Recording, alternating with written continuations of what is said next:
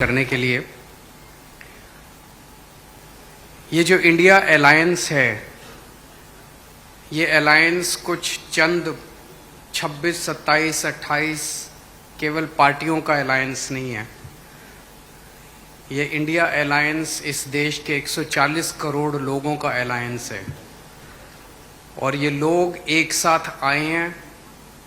देश के लोग इकट्ठे हो रहे हैं और बहुत बड़ी संख्या में लोग इकट्ठे हो रहे हैं और देश के लोग इकट्ठे हो रहे हैं 21वीं सदी के भारत का निर्माण करने के लिए। आज हमें बहुत दुख होता है कि आज हमारे देश के अंदर जो सरकार है, मोदी सरकार, मुझे लगता है कि आज़ाद भारत की सबसे भ्रष्ट सरकार और सबसे अहंकारी सरकार है।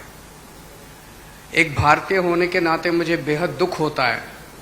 पिछले 3-4 दिन से हम पढ़ रहे हैं कि विदेशों के अखबारों के फ्रंट पेज के ऊपर खबरें छप रही हैं कि हमारी भारत सरकार एक आदमी के लिए काम कर रही है।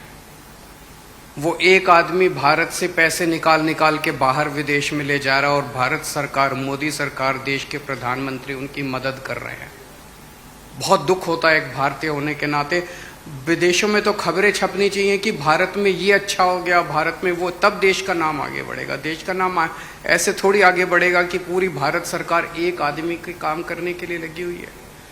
आज हमारे भारत का युवा रोजगार ढूंढ रहा है, पढ़ लिख के BA करके, BCom करके, BSc करके रोजगार ढूंढ रहा है। उसके पास रोजगार नहीं है और वो जब सरकार के पास जाता है तो पता चलता है कि सारी सरकार एक ही आदमी के लिए काम कर रही है।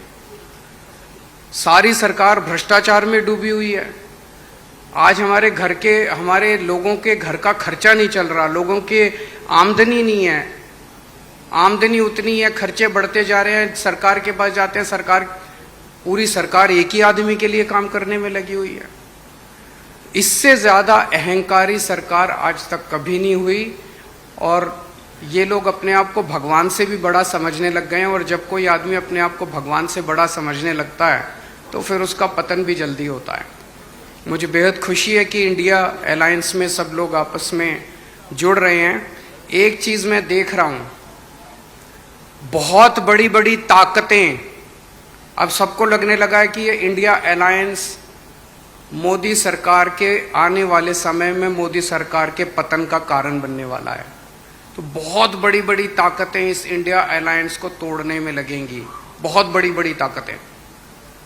पिछले कुछ दिनों से मैं देख रहा हूँ जबरदस्ती क्या दिखाया जाएगा, इसकी उसके से लड़ाई हो गई, उसकी उससे लड़ाई हो गई, जबरदस्ती दिखाने की कोशिश की जाएगी, जबरदस्ती दिखाने की कोशिश की जाए। मैं पिछली 3 मीटिंग अटेंड कर चुका। मैं आपको पूरी जिम्मेदारी के साथ कह सकता हूँ, जितनी अच्छे से और जितने प्यार और मोहब्बत से सारी मीटिंग्स हुई हैं, किसी के साथ लड़ाई नहीं है। और यहाँ पे जितने लोग बैठे हैं कोई पद के लिए नहीं आया, सब 140 करोड़ लोगों के इस भारत देश को बचाने के लिए आए हैं, इसको तरक्की के रास्ते पे ले जाने के लिए आए हैं।